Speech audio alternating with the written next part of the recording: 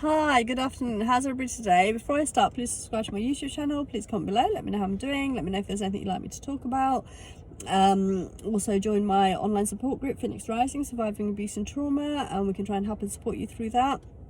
We have a whole array of different tools, techniques we can teach you, confidence building, self-esteem, how to leave an abusive relationship, how to build yourself up, and get to the point where you are fit and able to leave that abusive relationship, and then able to rebuild your life and live a happy and fulfilled life, hopefully.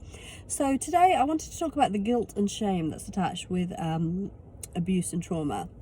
So what I've noticed and what I've experienced from personal issues, as well as clients that I've been helping and supporting, is that a lot of victims of child abuse and childhood sexual abuse and domestic violence, everything, a lot of this, the child carries around so much guilt and so much shame and so much responsibility that it's their fault. So for example, a child who's been molested in childhood or raped or sexually assaulted in childhood, they will be made to believe by the perpetrator. First, the perpetrator will draw them in and bond them to them, so it's like a trauma bond. They almost make the child fall in love with them, in the sense that the child begins to trust them, begins to care about them, begins to have strong feelings about them, begins to feel safe with that person, that this is a safe person that they can talk to or go to or spend time with. And then the perpetrator will abuse that trust and take advantage, and then assault them, rape them, molest them, whatever happens, physically abuse people, whatever they want to do, they will then carry out their act of abuse. But that victim is then left with all of this cognitive dissonance. They're confused, they can't make sense of anything, and they don't know what's happened, why it's happened. Did they do something to cause that person to behave that way? Did they do something to make them think that that they wanted to have relationship with them?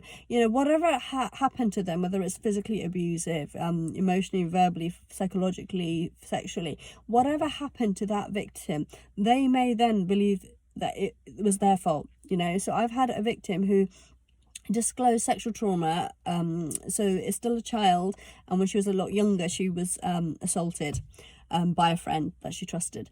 So for her it's taken her years to be able to disclose. It's taken her years to actually openly say to somebody that this has happened. And the first thing she said was that she was attacked, and then she went on to say it's her fault, she's to blame for it, she should have done something about it, she hasn't told, it's all her fault. And she has been carrying this guilt and this shame around with her for 5 years now. That is what I found with victims, and personally myself as well, that we should have stopped it, that we should have done something about it, that we should have told someone, we should have got the help we were thinking, we should have been physically more stronger, bigger, more able, we should have been stopped being so weak and stop being so pathetic, and we should have said no, or we should have stopped them. The only problem is that when you are already a victim, so more than not, a victim of abuse and trauma will have already been a victim again and again and again, and this would have been drummed into them from a very young age. So from a very young age, a person will have been attacked or abused or hurt. Sorry, it's getting warm, just open my window. So they will have been conditioned to accept abuse, and conditioned to be taken advantage, or conditioned to be hurt, and conditioned to believe it's their fault, conditioned to believe that they've got no choice in it, conditioned to believe that nobody will believe them, nobody will understand, nobody will take them seriously. And then it happens. It's almost like a self-fulfilling prophecy, where you are told again and again and again for years and years and years that you are responsible, that you are guilty, that it is your fault, that you're crazy and unstable and delusional, and that you have caused whatever has happened to you. You are the reason for it, and you are the cause of it. And and perpetrators will deflect their behavior, will try and pass the guilt and the shame onto their victim. They will condition that person to believe that it's not the perpetrator's fault, it is the victim's fault. And then this victim will then be left with this confusion, with this pain, whether it's physical or psychological, emotional pain. They will not know who they can trust, who they can talk to, because this person is somebody that we trusted. This person is our friend, our family member, our partners, our, you know, whoever it is in our community, you know, extended family, relative, whoever it was somebody of trust. It was somebody that we trusted, somebody our families trusted, and we were left in the care of this person, or we were given access to this person, and so on, which allowed them then to perpetrate their abuse. So this guilt and this shame that we carry around with us eats away at us. And, you know, and I've realized how many people are actually misdiagnosed with different conditions. So you can be misdiagnosed with schizophrenia, with bipolar, with split personality, you know, special needs. So there are several people that I know that are classed as special needs who actually are victims of abuse and trauma. And when you're suffering with PTSD and complex trauma and all of that stuff that comes with it, the panic attacks, the anxiety attacks, the insecurities, the lack of self-esteem, lack of self-confidence, you will then be given a label, which, if it is the wrong label for you, if it is a misdiagnosis, you may then live up to that diagnosis. So a special needs child that I am currently helping, who has had a lot of abuse and trauma in their life, who has then been who's been diagnosed as special needs and put into the SEND program, attending a special needs school and everything, and yet when the first time I met her and the first time I spoke to her and she announced and disclosed this abuse, the first thing I thought of is she's not a special needs person. She has abuse and trauma. She has a lot of complex issues. She needs to get the right help and support that she needs, because the behavior that she's exhibiting and the fact that she's hampered in her understanding and she's vulnerable and she doesn't know her limitations, she doesn't know boundaries, all of this stuff is true for a victim of sexual trauma, of early sexual trauma. And the fact that it's been there for years and years and years, that she's never had any help and support, she's never had the right treatment that she needs. Another case that I want to mention is,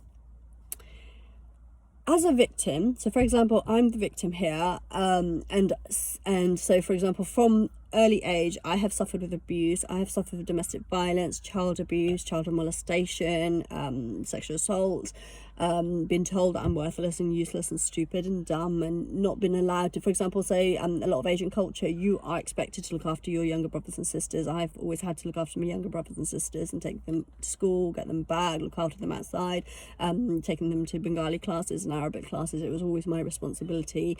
I'm the third daughter. I have two older sisters, but for some reason my two older sisters were the golden children. So on the whole, all the responsibility was on me to look after the younger siblings. I have three younger sisters and one younger brother, and I was a mother to them from a very young age. So from the age of 3, I remember coming home from nursery, being sat on a bed and having my newborn baby sisters placed on my lap to look after while my mum did her chores and while she did her hoovering and everything. And that just carried on. As I grew older and older, I got more and more responsibility for the younger ones. One more child, one more child, one more child. And then I was the mother for these children. So I cared a lot about these kids. You know, I've got pictures where I'm stood outside watching them, playing with them. You know, I remember trips to the town, trips to Bengali classes and Arabic classes, and taking them to school and picking them back up from school. So it was all on to me, and I never got any gratitude for it. You know, I was still told I was worthless and useless and stupid and dumb and not good for anything. You know, I was given so much responsibility at such a young age, and yet this memory has only just come back to me, because that's a problem with memory with victims of abuse and trauma, that is so patchy that you do not remember everything, or you remember bits and pieces but don't necessarily put the pieces together. So this memory has just come back to me, that I was a mother to my younger brothers and sisters, that I was given the responsibility to look after them, to get them ready for school, to take them to school, to bring them back again. All of that was on me. So at a very young age, from the age of 10, I remember, we used to go to St Mary's School. It's a 10-15 minute walk. I would be the one taking them all. I would be the one bringing them back. On a Sunday we had Arabic classes, and on a Sunday we had Bengali classes that I took them to Mount Pleasant School. My responsibility again.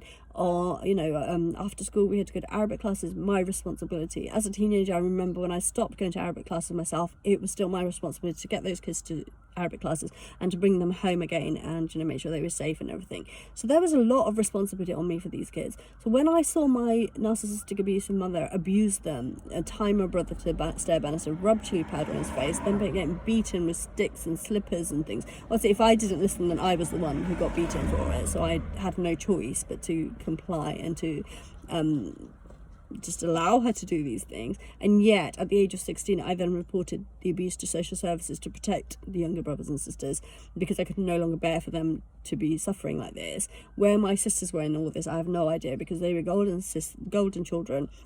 They were sport rotten. They were, they will not agree with this because they still remember being beaten by my dad, for example. I think my dad was trying to discipline them, perhaps, but being a narcissistic partner, my mother would always devalue him and invalidate him, and it was always her way or the highway, and what she says goes. So her little princesses, her golden children, they got away with everything, and she relied and depended on them to do the interpreting for her, to speak to the authorities for her, to make her appointments and things like that, and fill out her forms for her. So she spoiled them rotten as a result. So they then were the enablers of the abuse for me, because whenever she perpetrated abuse on me and my younger brother and sisters, they enabled it, they allowed it, they covered up for her, they lied for her, they had the allegations dropped when I reported to social services. They supported her in saying that I was the crazy and unstable deranged one, that I was just making it all up, and our mother was an amazing mother of the year, deserves an award for it, and stuff. So yes. So the thing I wanted to get onto was, for example, me as a victim of trauma and abuse, and I've had to look after my younger siblings from the age of 10, had to do everything for them, mother them. I then am not allowed to flourish. I then am not allowed to go to college or university, because my responsibility is these kids and I have to make sure they're safe and well. Take away the mother from this. So I had a mother, although she was abusive and narcissistic, on the whole, the cooking was down to her, and the general household running of the house was down to her. I mean, she wore the trousers, she was in charge of everything at our house. Take away the mother and it's just a dad, and it's several kids. So for example, you've got endless siblings, 6-7 kids, and you are the eldest and you are responsible for these kids. Even though I wasn't, there are families where the eldest daughter is responsible for the younger siblings, and there's loads of siblings. I mean, a lot of Asian families will have lots and lots of children. They're still living in the Victorian eras, where people used to have lots of children in case some of them died and they needed other children to look after them in their old age. Asian families are still having a lot of children. Don't know why, it's not financially viable, but still, that's their choice. But you are the eldest daughter in a family of 6-7 siblings easily, could be more, could be less, and you're not allowed to go to college, and you're not allowed to go to school, you're not allowed to study, you're not allowed to pass your GCSEs. You're told you're worthless and useless, and you're beaten regularly, and anything could be happening to you. You grow up with this mentality that you are stupid, that you are worthless, that you are not good for anything, that you deserve the treatment that you're getting, that that's all you amount to. So then when you are preyed on by a predator, and when an abuser takes advantage of you, you will accept it, because that's what you're used to, that's your norm. So when you grow up in an abusive household, you become accustomed and conditioned to accept abuse and abusive behavior, whether it's verbal, physical, emotional, psychological, financial, sexual, and you accept it. So when your partner rapes you, you accept it. When your partner beats you black and blue, you accept it. This is what you grew up in. This is the environment that feels normal to you. If you went into a safe environment where there was no abuse, it was, life was blissful and peaceful and you got respected, you would actually feel completely out of your depth. You would not know how to react to that situation. You would not know how to deal with that situation. So on the whole, we tend to go back to abusers. We tend to abusers seek us out, and we fall into the trap because that's what we're used to, and that's what feels normal for us, feels like home for us. We need to retrain our brains to believe and to accept that that is abusive behavior, that we do not need to suffer it, that we do not need to put up with it, that we do not need to allow other people to devalue us and invalidate us and abuse us and take advantage of us. But the message I want to send is to all of those victims out there who have grown up in abusive homes, who have been treated like dirt, worse than animals, who have been beaten black and blue, who have been sexually abused, who have been verbally abused and financially, and held down and put down and been made to believe that they are not worthy. you are worthy of love, you are worthy of respect, you deserve everything life has to offer you. If you have not been given the opportunities, as I haven't been able to go to university. I was straight A student, but I was not allowed to go to university. I was not allowed to pursue a career. I was not allowed to get a degree, and I could be top in my field in any area I chose, because I was such an exceptionally gifted child, but I was not allowed or given the opportunities or given the time and the space that I needed to flourish, and I was always held back. I do wonder whether it was because everybody knew how capable I was and how excellent I was at studying and how amazing I could be, that it shows them up for how worthless they are.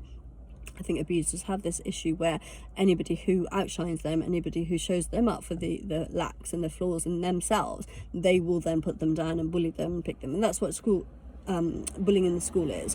These are our bullies who have maybe low self-esteem, low self-confidence, have been devalued themselves and abused themselves, will then go on to abuse other people because they need to feel better about themselves. Hurting other people who are less strong than them, who are more vulnerable, weaker than them, makes them feel bigger. So that's what abusers do. Abusers are just playground bullies, just in a bigger form, or outside of the school. So for a child who has grown up in deprived circumstances, in poverty, in surrounded by domestic violence, surrounded by honor-based abuse, then forced into marriage, or child bride or something's happened where they've had to get married early, and then that relationship is abusive. You spend years and years and years being further abused. Your self-esteem, your self-respect, your self-confidence is so low that you believe that about yourself. You don't deserve any better, and then what we do as victims is we carry this guilt and this shame around with us. We blame ourselves for how our life has turned out. We blame ourselves for taking the wrong decisions, for not knowing better. We carry this guilt around, that it's our fault that we're in this situation. If we've not had the opportunities in life, if we've not been given the opportunities in life, it's our fault. We made bad choices. We picked the wrong partners. We caused this. We brought this on ourselves, and it's our fault. And thinking of some of my clients that I'm working with, and people that I know in the community and so on, is that we may then go on to punish ourselves. So we will not allow ourselves pleasure. We will not allow ourselves to have time off. We will not allow ourselves to enjoy just a break, a day off, an hour, 2 hours here. I make a point of wherever I am. So for example, I'm in Fareham today. I've just finished 3 sessions, various different places I've been running around. I now have a few hours to myself before my children come home at bedtime. The sun's come out, it's a lovely sunny day. I'm going to enjoy myself in Fareham, in Gosport, Cosham, wherever I want to go, I will go. I need to go back to Fort Nelson because I left all my flasks there. So I need to see if they found them, because I've got no flask for any coffee at the moment. And so I'll go back to Fort Nelson and pick that up, and then decide where I want to go from there. Maybe I'll just stay in Fort Nelson and have a little wander around there again. But I have friends who do not allow themselves that pleasure, and they can feel angry and bitter for it, that I have a life of luxury, that I can drive around everywhere, that I can go to all these lovely destinations. Even if I wasn't going to different destinations, even if I wasn't driving to Cosham or Portsmouth or Hampshire, or around Hampshire and stuff, 2 days I spent in Southampton where I couldn't go anywhere because I had appointments in Southampton, or I had other responsibilities and things, and I couldn't go anywhere. I went to the town centre. It was nice and sunny both days, and I just took pictures of our town centre. I took pictures of the Guildhall. I took pictures of the library, at the Sea City Museum, the fountain outside the library, whatever. There is beauty all around us. You don't have to go anywhere to find it. You can just step out of your door. You can go to your garden. So if you've got nothing around it that you think is beautiful, go into your garden, take a picture of a rose, take a picture of a flower, take a picture of a bird. It doesn't matter. It's about appreciating what you have. So it doesn't matter what you don't have. If you focus on what you don't have, you will spend your whole life miserable. You will spend your whole life regretting.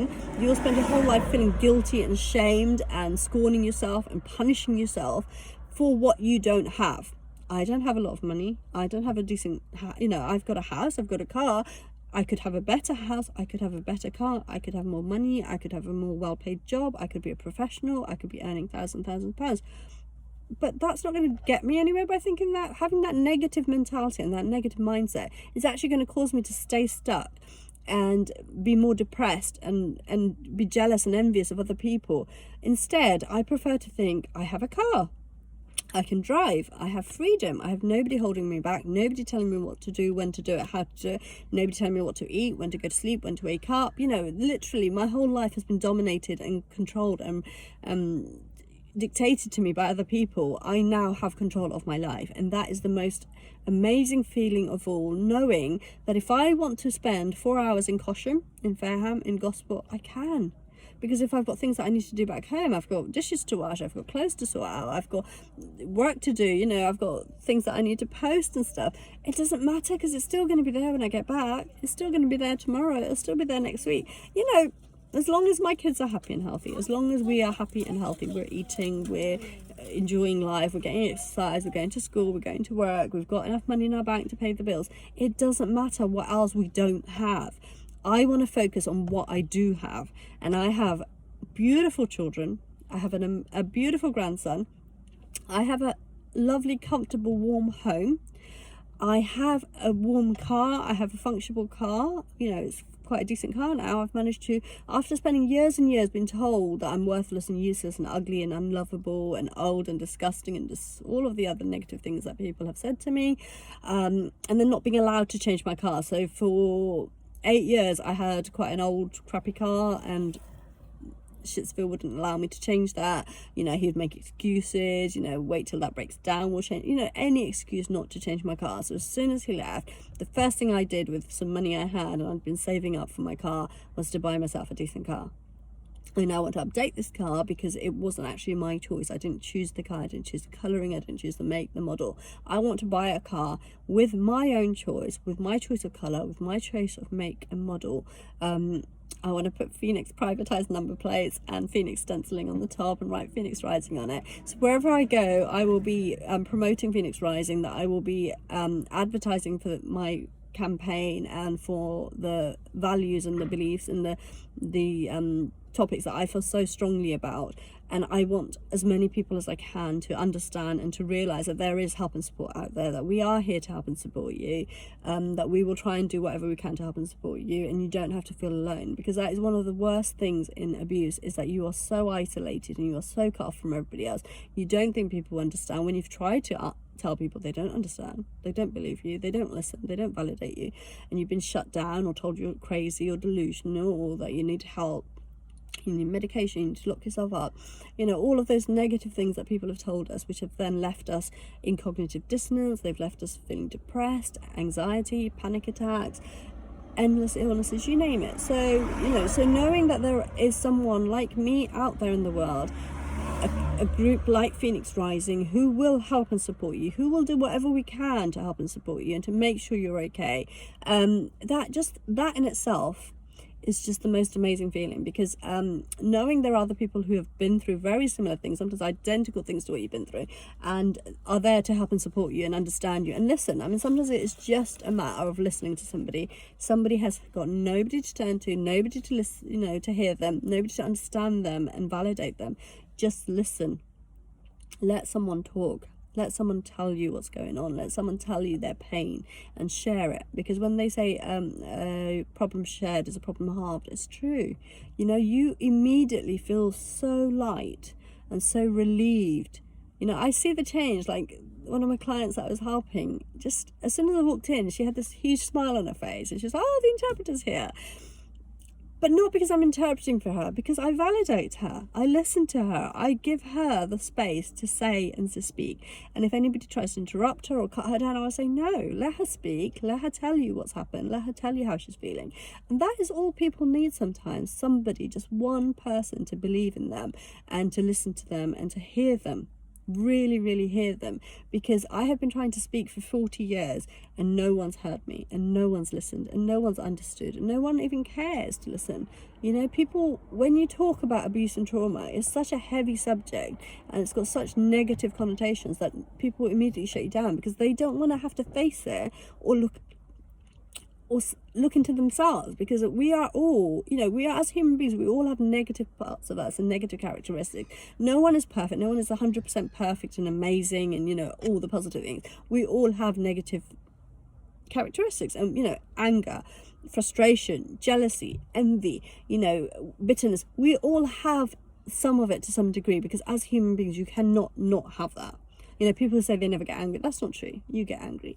You know, people say they never feel jealousy. You do feel jealousy. You know, everybody does sometimes. It may be just a twinge. It may not last long. It may not be very often.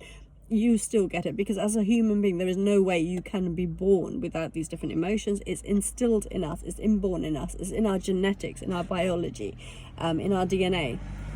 How much and how angry we get, or how we deal with things, or, you know, whether we're extrovert, introvert, how we look, how we perceive the world, you know, these can vary depending on your genetics and your biology and your DNA and your parents and your family.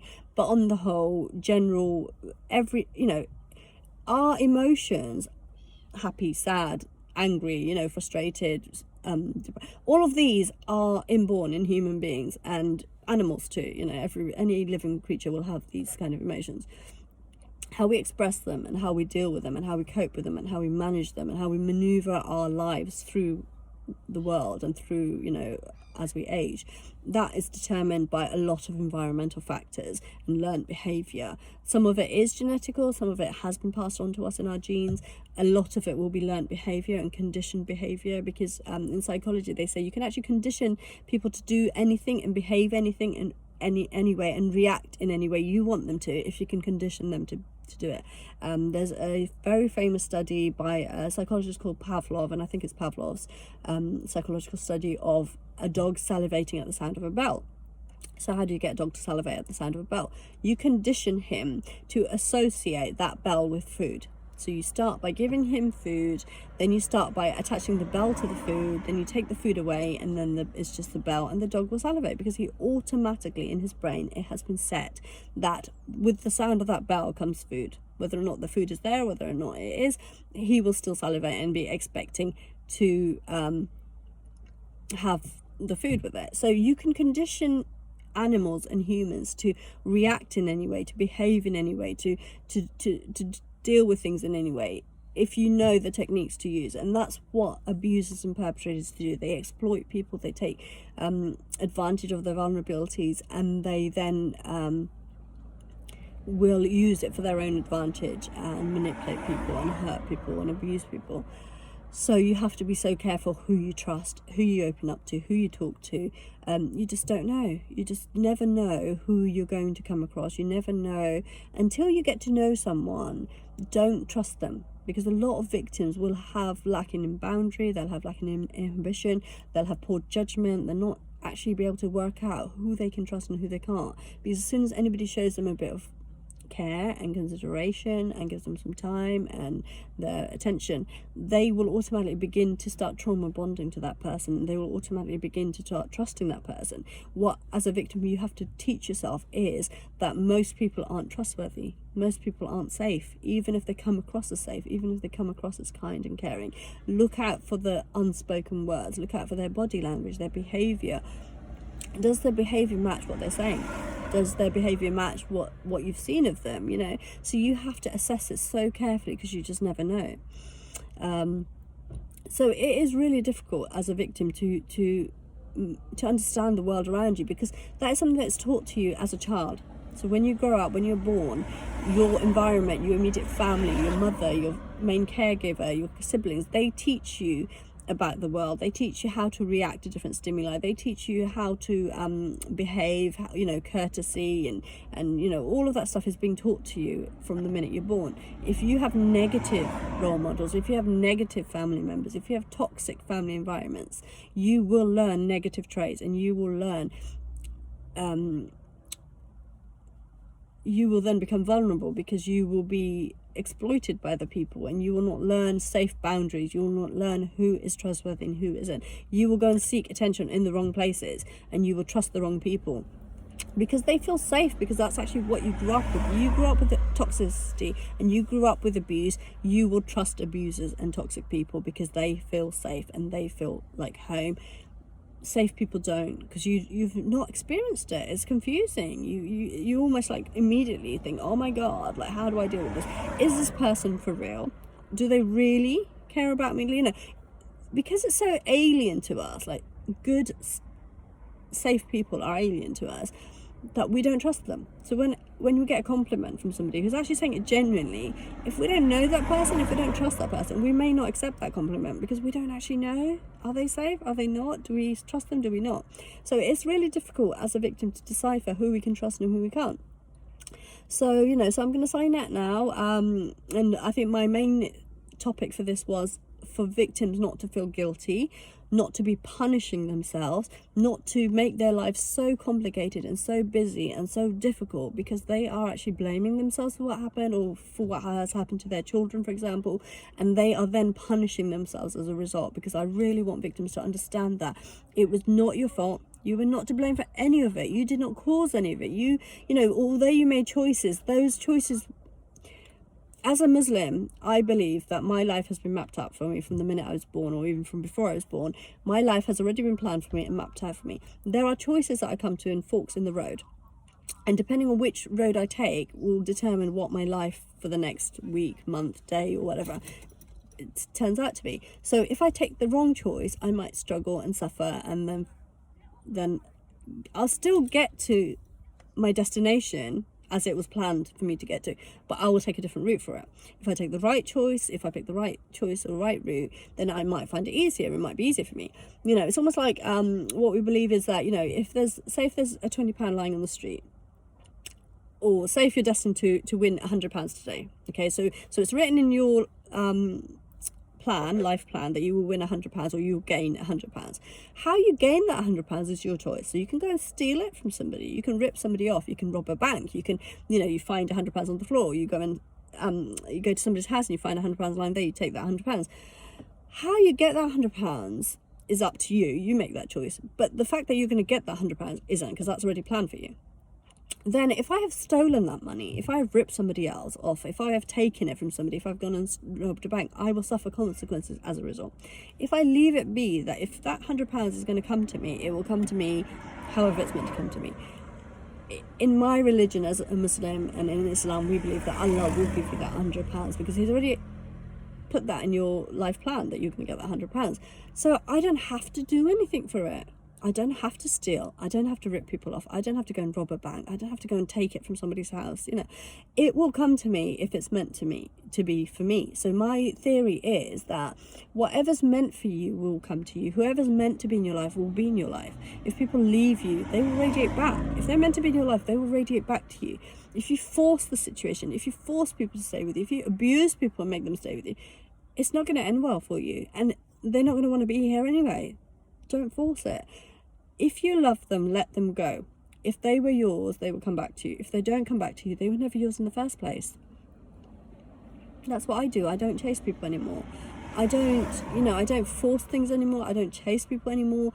I may forget and occasionally do a little bit of effort, and then I think, why am I chasing them? Why am I forcing them to be in my life? Why am I forcing them to speak to me or see me or meet me or, you know, help me or support me? They don't want to. Why am I forcing it? Let it be. What will be, you know, we learnt the song Que Sera Sera, what will be will be. That's it. Que Sera Sera, what will be will be. I'll leave you there with that thought. Don't forget to subscribe to my YouTube channel. Don't forget to comment below, let me know how I'm doing. Please join my online support group, and I'll speak to you soon. Take care, enjoy the rest of your day. Bye.